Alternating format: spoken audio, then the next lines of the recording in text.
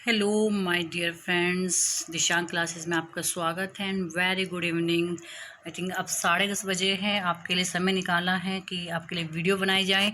और जो आपका पीजीटी 2021 का सोल्ड पेपर है जो अधूरा बचा हुआ है, फर्स्ट वीडियो में जो है आपका एक क्वेश्चन से लेकर और 85 तक आपका मैं कंप्लीट करा चुकी हूँ। बीच में पैराग्राफ बचे हैं, 2 पैराग्राफ 2021 वाले में थे। दोनों पैराग्राफ की वीडियो अलग से दूंगी क्योंकि मैं चाहती हूँ पैराग्राफ को सोल्व करने के कुछ तरीके हैं। कुछ तो जो तरीके हैं साथ साथ में आपको बता दूँ, उसके लिए क्या अलग से वीडियो ना बनानी पड़े। आपका 2021 का पेपर भी सोल्व हो जाएगा और आपका जो पैसेज को सोल्व करने के कुछ रूल्स होते हैं वो मैं आपको बता दूंगी उसी वीडियो में। अब बात करते हैं 86 क्वेश्चंस की। Which is no true statement for Shelley's work. तो उसमें ये पूछा है कि सैलीज के जो वर्क है उनमें कौन ट्रू नहीं है। इसका मतलब 3 जो होंगे वो ट्रू होंगे और एक नहीं होगा। तो Shelley's ode to west wind has written in ट्रेजरीमा, ये बिल्कुल सही है, ट्रेजरीमा में लिखा हुआ है। ट्रेजरीमा जानते हैं ना, आपका टरसेट होता है 3 लाइन, जो मैंने आपके लिए ट्रेजरीमा, टरसेट, कपलेट, इन सब की वीडियो बनाई हुई है। आप जाकर मेरी प्ले लिस्ट में आप जाकर देख सकते हैं। Adonis is well known elegy on the death of William Godwin. तो बस यहीं से ख़त्म हो गया, यही गलत है क्योंकि एडोनिस जो है उन्होंने वो जॉन कीट्स के लिए लिखी थी। तो बी का आप क्वेश्चन हो गया और आगे आपको ऑप्शन चेक करने की भी ज़रूरत नहीं है। अगर कुछ क्वेश्चन आपको लर्न होते हैं ना तो कन्फर्म आप एक ऑप्शन पढ़ के भी जवाब दे देते हैं।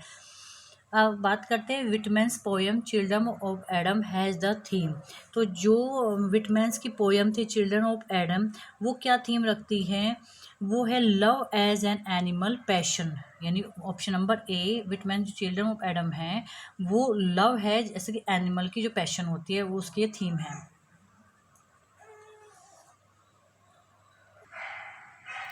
Question number 88, which of the following is not written by Robert Frost. तो उन्होंने कहा कि रॉबर्ट फ्रॉस्ट के द्वारा कौन सी लिखी हुई नहीं है। तो फर्स्ट ही है a movable feast.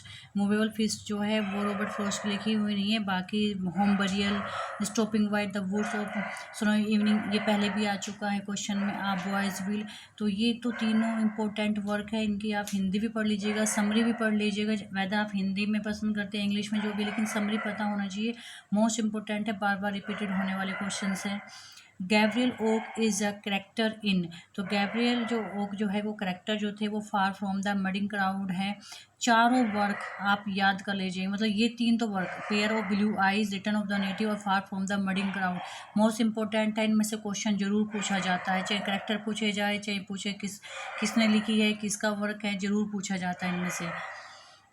Which of the following works is a product of the later phase of Wordsworth career। तो उन्होंने पूछा है इनमें से कौन सा ऐसा वर्क है जो वर्ड्सवर्थ के लास्ट का जो लेटर फ्रेज है ना, लास्ट का पूछा है।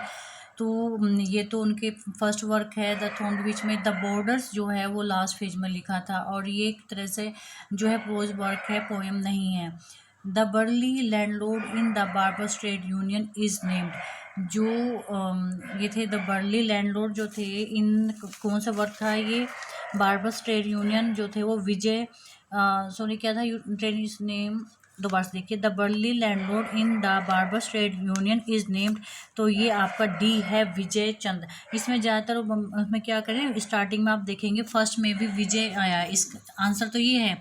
मोस्टली क्या होता है जब हम जल्दी में होते हैं तो हम आगे देख ही नहीं पाते। विजय को देखा, विजय चंद्रिका बहादुर। तो 2-3 जो पिछली बार मेरे साथ में थे उन्होंने इसका ऑप्शन ए कर दिया था, इसलिए क्वेश्चन को पूरा पढ़े, उसका ऑप्शन जो है वो भी पूरा पढ़े। विजय चंद्र है इसका answer. 92, in which of the following poetry drama the pity, delusion and ambition of humankind are washed over forces who from the extended perspective undercut any assumption on heroic action। तो ये कहना चाह रहा है कि कौन सा फॉलोइंग ड्रामाज है जिसमें पीटी, डिल्यूजन्स जो है, एम्बिशंस है, ह्यूमन काइंड्स है जो देखी जाती है, मतलब ओवर कोरिक फोर्सेस जो मतलब एक तरह से पूरा वो दिया है। तो इसमें सारी वर्क ही बहुत दिए है। तो इसमें जो बी है द डायनेस्ट। अब ये चारों जो वर्क है, ये चारों वर्क भी आपको पढ़नी है, इनकी समरी, ये चारों वर्क भी इम्पोर्टेंट है और एग्ज़ाम में बार बार रिपीट होता है। इनसे क्वेश्चन कुछ भी क्वेश्चन आए लेकिन आता है। तो चारों वर्क आप इसे पढ़ेंगे और ये चारों वर्क किसके हैं आप मुझे कमेंट बॉक्स में कमेंट करके बताइएगा। अब एक आप देखिए, मैं इतनी लंबी वीडियो बना रही, जाहिर सी बात है क्योंकि ये डिस्क्रिप्शन होता है, लंबी वीडियो होती है। पेपर जो सोल्व कराया मैंने टीजीटी पीजीटी दोनों ही वीडियो लंबी हुई है, लेकिन जो मैं क्वेश्चन पूछती हूँ आप लोग उसका आंसर नहीं देते। इसका मतलब ये तो आप सब वीडियो को डाउनलोड कर रहे हो या फिर जस्ट स्किप करके देख रहे हैं। अगर आप ऐसा करो तो फ़ायदा क्या, फिर तो मैं खाली अपना पेपर है वो आपको टेलीग्राम चैनल पे आपको मिल ही जाते हैं, आप वहाँ देख लीजिएगा। अगर आपने रिक्वेस्ट की है कि पेपर आप डालिए तो पेपर को आप पूरा पढ़े और मुझे कमेंट में को जो क्वेश्चन पूछे हैं उसका क्वेश्चन का जवाब दे। किसी भी बच्चे ने मुझे एक भी क्वेश्चन का जवाब नहीं दिया है तो इट मीन्स आप अच्छे से स्टडी नहीं कर रहे हैं। Find out odd pair of works of John Keats and their publication year. तो इन्होंने यहाँ पूछा है कि आपको जॉन किट्स की जो ओड पेयर है वो बताना है, पब्लिकेशन ईयर और उनका है। तो यहाँ जो क्वीन मेब है वो 1813 जो है वो गलत दिया हुआ है, वो नहीं है, बाकी तीनों सही है। आप मुझे कमेंट बॉक्स में बताइएगा क्वीन मेब 1813 में कौन से ईयर में पब्लिश हुई थी, आप मुझे बताएंगे, ठीक है। अब बात करते हैं यहाँ पर in the following set of questions you will have to complete sentence by filling the correct preposition.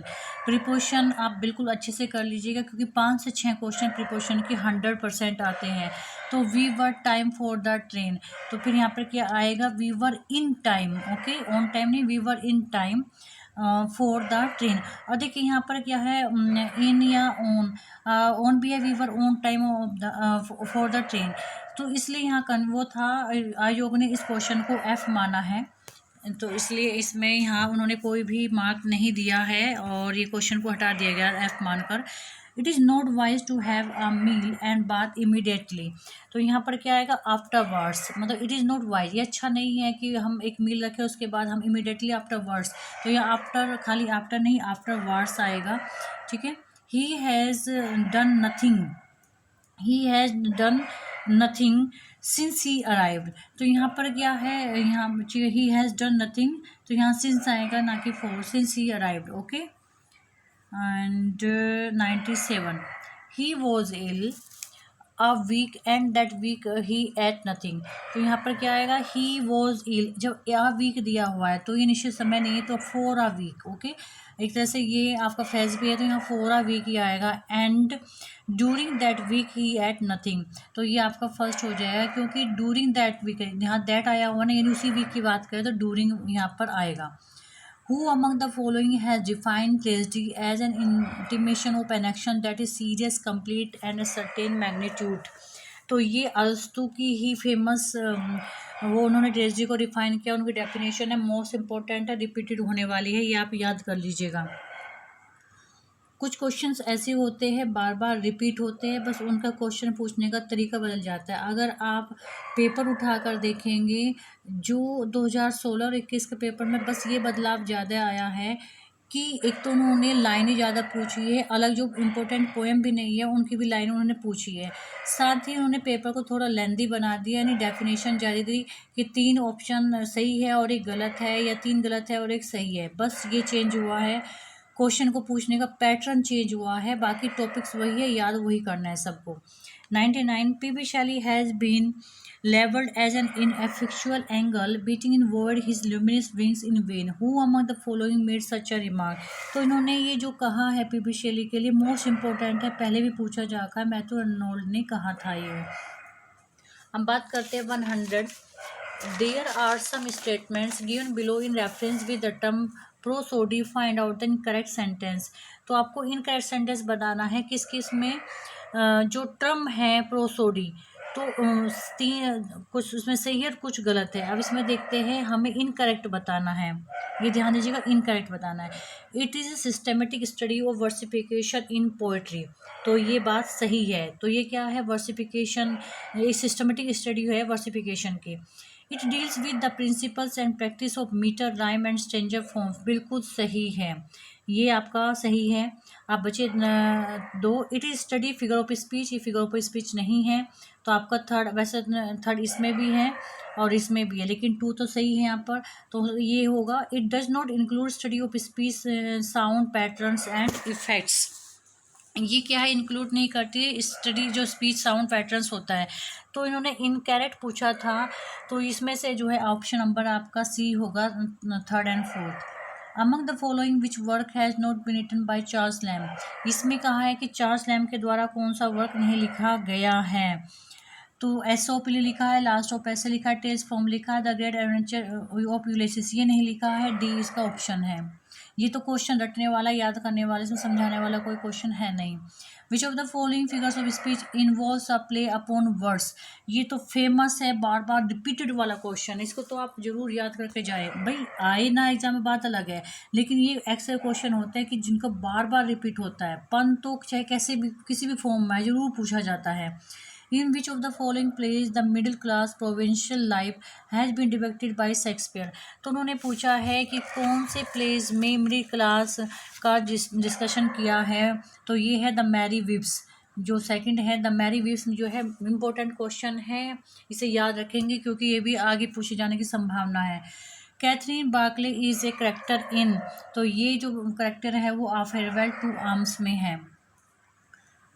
अब बात करते हैं from which of the following poems the given lines have been taken, tears idle tears I know not what they mean, tears from the depth of some divine inspire, rise in the heart and gather to eye, तो उन्होंने पूछा है कि ये लाइनें कहाँ से ली गई हैं, तो ये लाइनें जो ली गई है वो द प्रिंसेस से ले गया, और इम्पोर्टेंट क्वेश्चन है ये।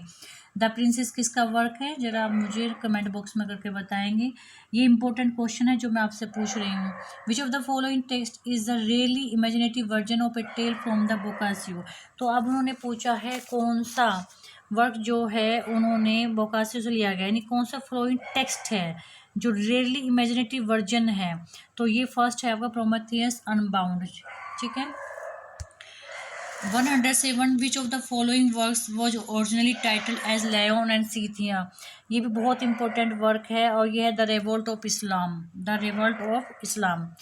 108 क्वेश्चन की बात करते हैं, young Nick Adams is a character Hemingway's novel, बार बार रिपीट वाला क्वेश्चन है, पहले भी पूछा जा चुका है, तो ये जो वर्क है आपका ये आंसर जो है आपका बी आंसर है आपका।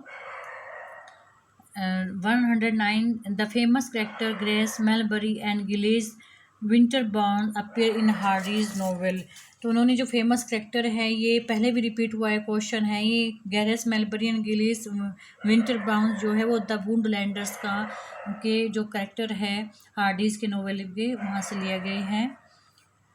Out of 4 choice given in the following questions, only one word is spelled correctly. The meaning of correctly spelled word is given in the beginning. Intended to cheat someone. तो जिसकी इच्छा होती है मतलब cheat करने के लिए, तो ये जो वर्ड है फर्स्ट है फ्रेडुलेंट, इसका अब इन्होंने देखो दो चीज़ कर ली है, वर्ड मीनिंग भी पूछवा लिया आपसे और उसकी स्पेलिंग भी स्पेल करा ली, तो फ्रेडुलेंट। अब यहाँ पर क्या है, सिर्फ LE है और यहाँ A है, तो यहाँ E और A का अंतर हो गया, बस यही अंतर आता है और कुछ नहीं। स्लोटर हाउस, जो स्लोटर हाउस होते हैं वो होते हैं आपके अबोचर D ABA, डबल T होता है, डबल B नहीं होता है इसमें, OIR ABA double T OIR अबोचर। The scientific study of the earth atmosphere, जो अर्थ के एटमॉस्फेयर की साइंटिफिक स्टडी होती है वो है ऑप्शन नंबर B मेट्योरोलॉजी। सेम से ये METO, तो यहाँ पर क्या किया METE तक करके RO बाद में ले दिया और यहाँ पर पहले ले लिया है, तो बस ये आगे पीछे का अंतर रहता है, आप सभी जानते हैं जब स्पेलिंग मिस्टेक देते हैं तो इतना ही बारीकी से देते हैं, मैं पहले भी बता चुकी हूँ, बस यही आपको लिंक बनाकर लर्न करने हैं। एक्सट्रीमली अनप्लीजेंट, जो बहुत ही मतलब दुख वाला होता है एक्सट्रीमली, तो वो होता है आपका C ऑबनॉक्सस 113 का आंसर है C। 114 which of the following ages witness epic form of poetry at its peak, तो उन्होंने पूछा है कि कौन सी एज थी जिसमें जो पोएट्री है वो अपने पीक पर थी, तो वो क्लासिकल एज थी।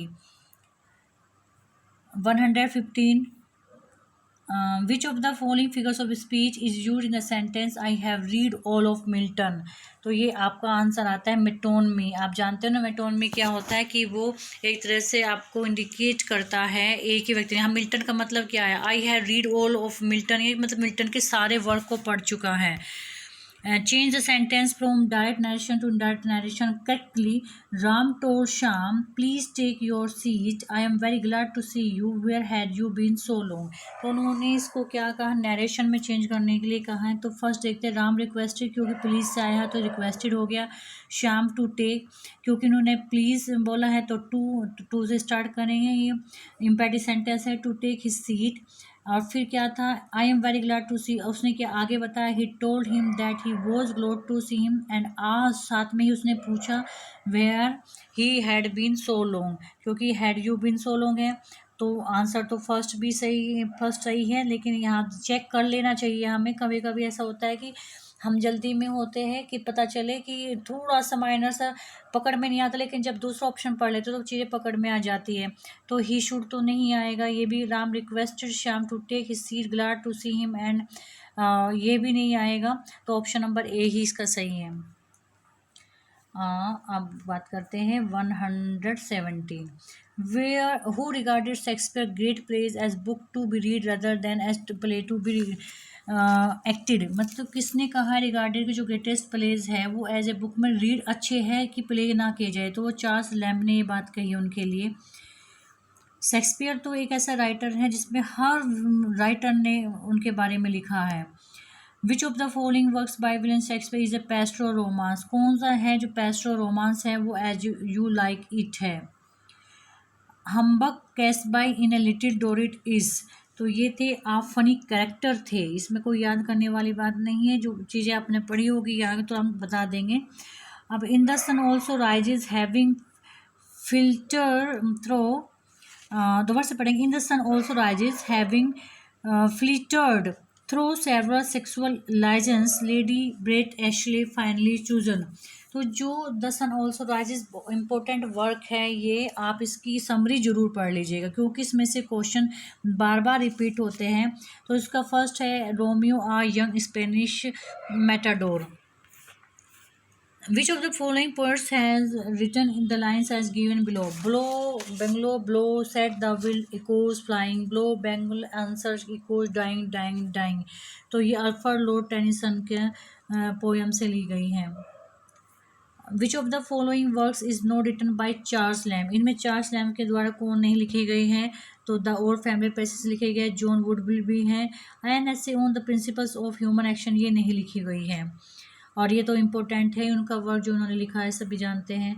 Portrait of a lady is dramatic monologue written by. तो पोर्ट्रेट ऑफ लेडी जो रिटन की है वो T S. Eliot, option number C दी गई है. 24.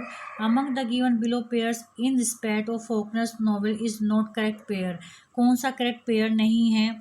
तो ये है C the Hamlet, the story of king Hamlet and his son. Actually क्या है, हैमलेट शेक्सपियर ने लिखी है जो कि स्टोरी किंग और उसके पुत्र की थी, लेकिन जो फॉकनर ने लिखी है नोवेल है वो स्टोरी किंग की नहीं है. ठीक है.